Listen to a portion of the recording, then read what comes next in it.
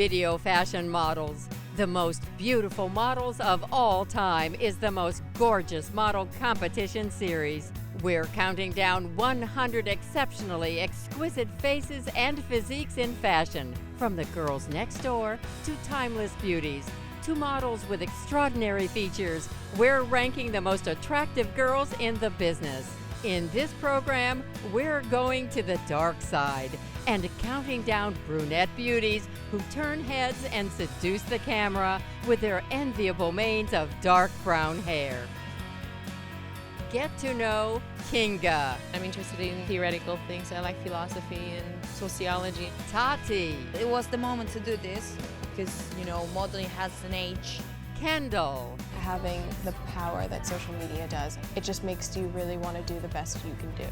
Rachael. I overslept far too many times. That was my main issue. Very bad with that. Shalom. My name. Shalom means peace be with you. I think it's something really beautiful, it's more than just a name. Seniya. And my grandmother, she has pictures of me everywhere. It's scary, it's like a museum of me. Tara. It felt really good to be on that stage. It felt really good. And Carol. I started working as a model in Italy, and I started working as an actress in Italy, and in both cases afterwards, the rest of the world came along for the ride. Watch and find out which of these 8 brunettes is #1 on our list. And you too can choose your favorite. And to kick off the countdown at number 8, it's Tati. Walking over 50 shows in her first major season, brunette beauty Tati Kotliar was considered a runway star right from the start. Oh, really? Wow. I think everything started by opening Marc Jacobs. It was like a before and after, in my job. It's like every job. I mean, you have to have a curriculum. You have to say that somebody used it before. Absolutely, I think that the people from Marc Jacobs gave me really a good chance. I was just in a fashion week in Buenos Aires just to see it because I wanted to see some designers, and someone from my mother agency stopped me and proposed me to start working on that. But at the first beginning I didn't like it that much because of all the prejudices, and I was studying cinema direction. It was what I wanted to do, but then I started to realize how incredible the experience would be to be able to travel. I mean, I love my job, so I'm very happy to be able to do this at this age. Yeah, I ended high school and I made 1 year of cinema direction in Argentina. And I put that on hold last year. Well, it was the moment to do this because, modeling has an age. You have to be certain years old. And it's been cool because you can pass but totally different energies, like from Chanel show today to Valentino one, totally different things. And you have to change your mood like this when you go to the runway. It was my first Chanel show. All the production that they had, it was incredible. It could be the south of Argentina where I'm from. There were glaciers, real ice on the runway, full of water floor. Well, movies.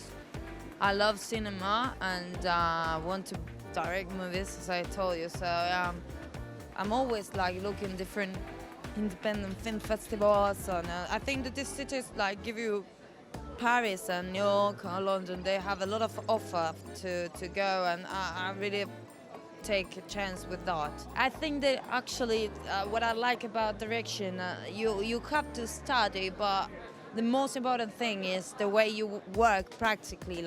You have to go with the cameras and lights, and so I think that in fashion you can connect a lot to cinema, advertisement. Everything is so connected that I think it's got a good way to start moving and start connecting. But I don't know. I just started. I'm not huge at all, but we're Paris and I'm waiting what happens. Coming in at 7, get to know Tara.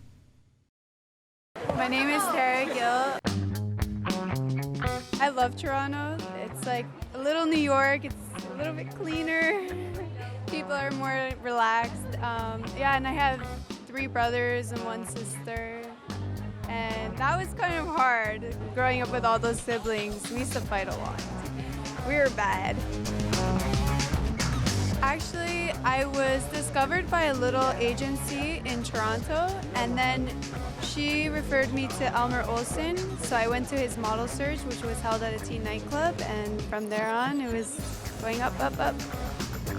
I always wanted to model, and then I didn't know how to go about doing it, and so whatever, I just kept going on with my life, and then all of a sudden one time, Shock, an agency in Toronto, just came out to me and was like, they gave me their card, I was iffy about it, and then they see me again, like another time in the city, and then I was like, okay, this is destined, just so I went.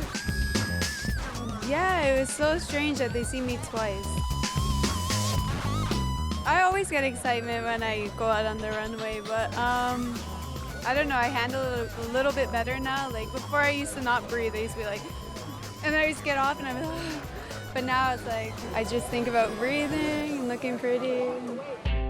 Actually, last night I walked for Marc Jacobs, so that was really exciting for me. It felt really good to be on that stage. It felt really good. And it still feels good today. Even like walking for Narciso is like a big thing for me too. Before I used to wake up in the morning, I wouldn't even brush my hair. I'd be like, just throw it up, put some jeans, a t-shirt on and go. Like I really didn't care like what I wore. And then now it's just like, I wake up and I'm like, oh my God, what am I gonna wear? What are people gonna think of this and that? But yeah, and like, before I wouldn't really necessarily wear like sparkly stuff like this, and now I love it. I love all the like glittery stuff. I did dream of being a surgeon, and then like later on I discovered I wanted to do it for animals. I wanted to be a vet, so I don't know yet. I really don't know. I'm probably gonna be doing this for a while, hopefully, and I'm just gonna invest my money, you know, probably take a business course and invest. Landing at number 6 on our countdown, it's Seniya. Even at the tender age of 23, Russian beauty Seniya considered herself an old pro. It's really good. Yeah, it's nice. It's been good. Like I've been working for about like 5 years, I think. I was scouted in my hometown. My agency IMG Paris came there for scouting and they found me there. Pretty simple. Success as a model, well, I guess it's just you need to look at it like during fashion week, just look at the shows you're doing, like people you're working with, like hairdressers, makeup artists, like they're the best on like the huge shows, and I guess this, yeah. I have a few friends, like models as well, so we can talk to each other. I have my mom on my phone. Just try to keep it relaxed and yeah, try to be relaxed. Physically, it's like tiring, of course, just to travel and always like do casting shows. And emotionally, it's also tiring. It's just you away from people you care for, and like also castings could be tiring. Like, because people are choosing you, it's kind of tricky mentally. And yeah, like little simple things like that. It's pretty tiring. Seniya has a growing fan club back home in Russia. They're happy for me, of course. Yeah, they worried sometimes when you're tired. I'm like, once I haven't called my mom for a month, and I haven't realized that. Yeah, so that was hard, but they're happy. Yeah, so they support me. Yeah, especially my mom and my grandmother. They're like, she has pictures of me everywhere. It's scary. It's like a museum of me and my grandma's play. It's sweet, yeah, but to see you everywhere there. Well, last year was pretty busy for me. Kind of do simple things when I'm not, like when I have a day off. Friends, finally. Some really simple things, laundry. Yeah. Well, yeah. That's very sad, you know. I know. Last year it was like that. So yeah, but I'm looking forward to something. I want to have a vacation after Fashion Week. for like a few days, so looking forward to that. Once I went to Big Sur, Monterey. It's like around Monterey, California. It was so beautiful, amazing there. Like, it's just breathtaking, like landscapes and everything's pretty amazing. So I'd love to go there for vacation, not work. But work as well. At number 5, it's raven-haired Rachael. It didn't take long for the fashion world to notice American beauty Rachael Clark. The dark-dressed Florida native never planned on a career in modeling.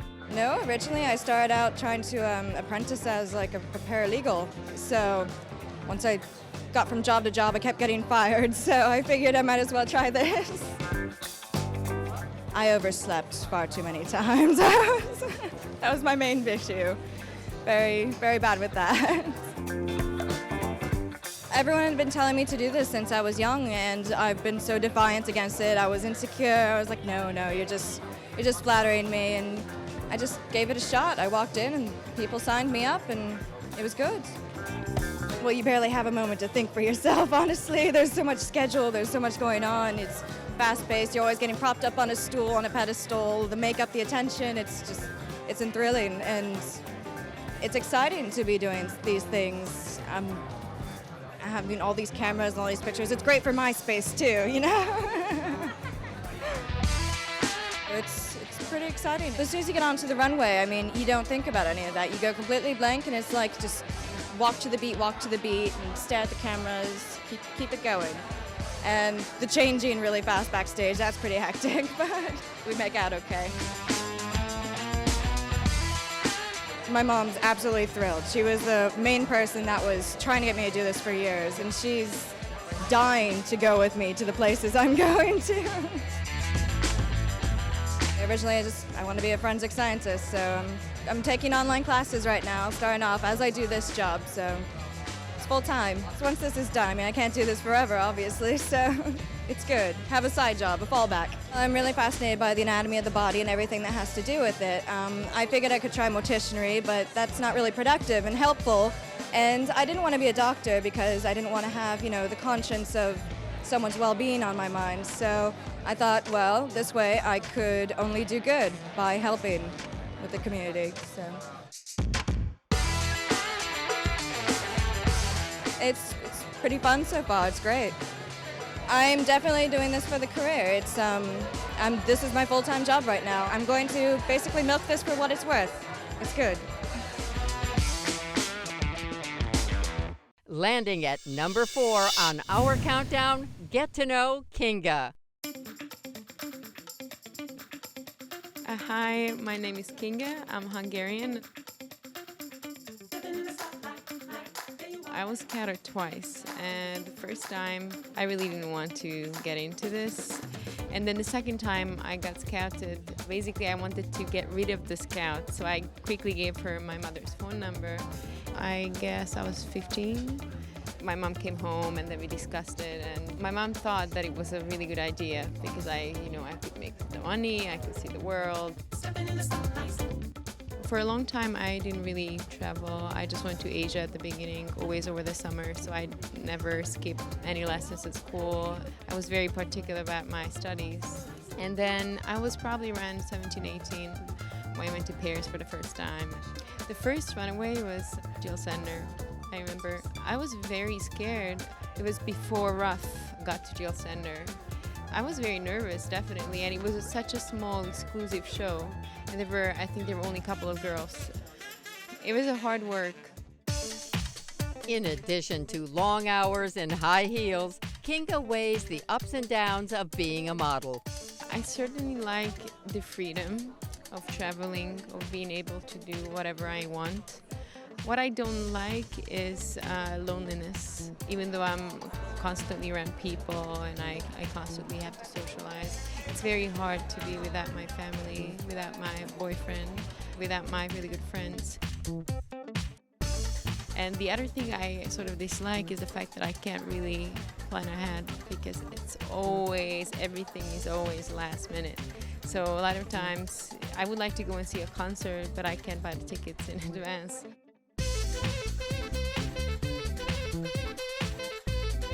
When I'm not modeling, I do like to read.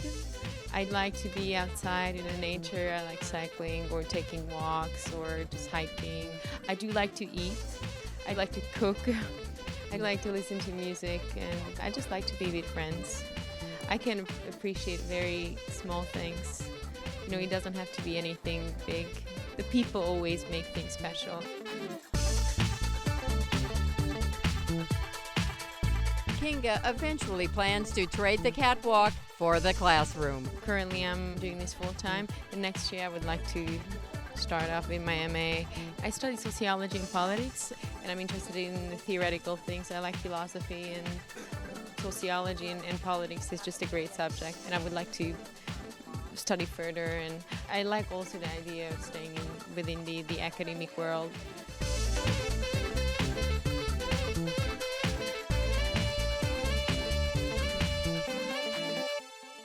At number 3, it's Instagram superstar Kendall. While Kim Kardashian continues to fascinate on red carpets and front rows, fashion's latest runway obsession is Kim's little sister, Kendall Jenner. The genetically gifted teenage social media sensation started 2014 with a bang, making her official New York Fashion Week debut in February for Marc Jacobs. It's something that I didn't really expect to happen so quickly. It's so crazy. I just feel so incredibly blessed. After booking a lineup of elite shows, at just 19 years old, Kendall scored a major beauty campaign as the latest face of Estee Lauder. To think back to like me being a young kid going through my mom's makeup drawer playing with Estee Lauder, and then flip to now, I'm a part of this family. With the support of her famous family and over 43 million Instagram followers, fashion stays busy keeping up with Kendall. So having the power that social media does, I think that just seeing how many people care about you and seeing how many people like want to watch what you're doing, it just makes you really want to do the best you can do.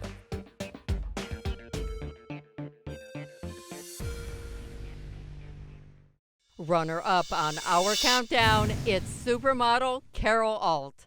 I love Italy. I started working as a model in Italy, and I started working as an actress in Italy, and in both cases afterwards, the rest of the world came along for the ride. It's been a long, strange trip. I started out in the military in college. I had a scholarship through Army ROTC, and was going to study to be a lawyer when a photographer came into a restaurant that I was working in and said, "Oh, you should be a model." The rest is history. Italians gave me a way to learn and work in front of a camera. They were more lenient than the rest of the world. I was constantly learning. I didn't want to say, okay, well, I'm a famous model, I've got a name, and that'll bring people into the theaters. The thing I like about Milan is even though it's a big city, it's very provincial. People know each other, everybody has their favorite place. I asked them to design this. This is exactly what I wanted. You like this one? Thank you. Bye. I am a big shoe person. I always find Sergio Rossi's on the cutting edge. Sergio Rossi is one of the companies that has the biggest factories here in Italy. So they can make not only their own line, but lines for everybody else. I always have a big smile on my face when I leave a shoe store. I'd like people to think I'm a nice person and a damn good actress. And I even had a good time modeling. You can turn that off now. I'm going. Topping our list, it's brunette vixen Shalom.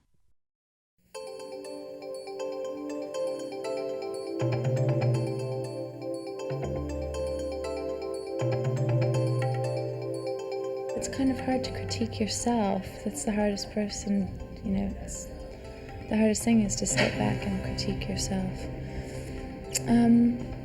I hope I'm bringing an image along that I've worked creating the past 4 years.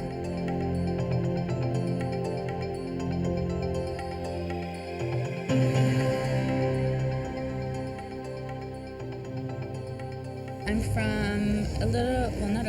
a city outside of Toronto called Oshawa. And I started just by accident, actually. I was in Toronto at a concert, The Cure, and a talent scout approached me and asked me if I was a model or if I was interested in it. And I didn't take it seriously at first. I thought it was like one of those, come on baby, I'll take you back to my place and make you famous, you know. But here I am, it just kind of happened really quickly. Surprise, surprise for me.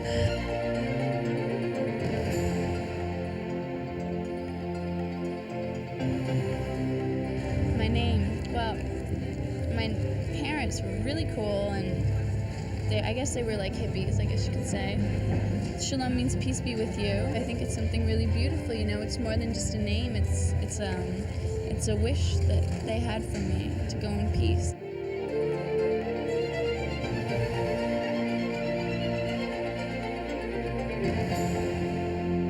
You go from being just an average normal person to all of a sudden having like a superstar status, and you know, you always have to look beautiful, and you always have to worry about what you're doing and what you're saying and who's who and what's what, and it's really confusing at first, but got it all figured out now, I think, I hope.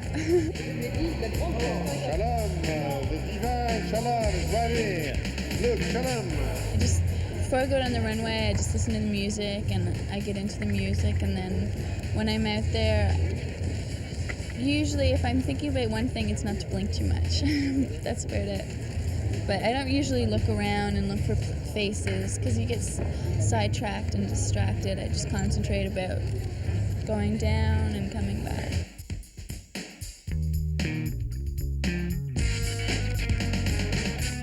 I got to go to Coco Chanel's apartment, and it's been untouched since she was alive. So it's a shrine of sorts, and it was really incredible to be there. It was like walking through doors of history. The energy there was so incredible that we couldn't help but make a fabulous picture. The best thing is the people that I've met. I've met some really great friends and some really interesting people.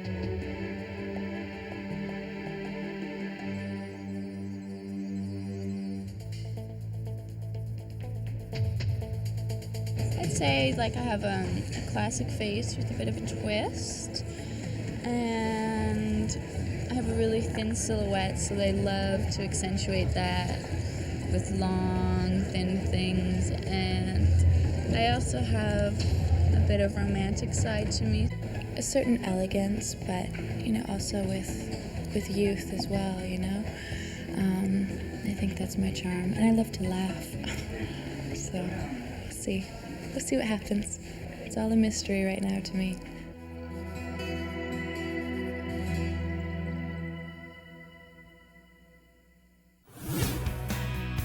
So these are our picks for the top brunettes on the runway. Who did you choose?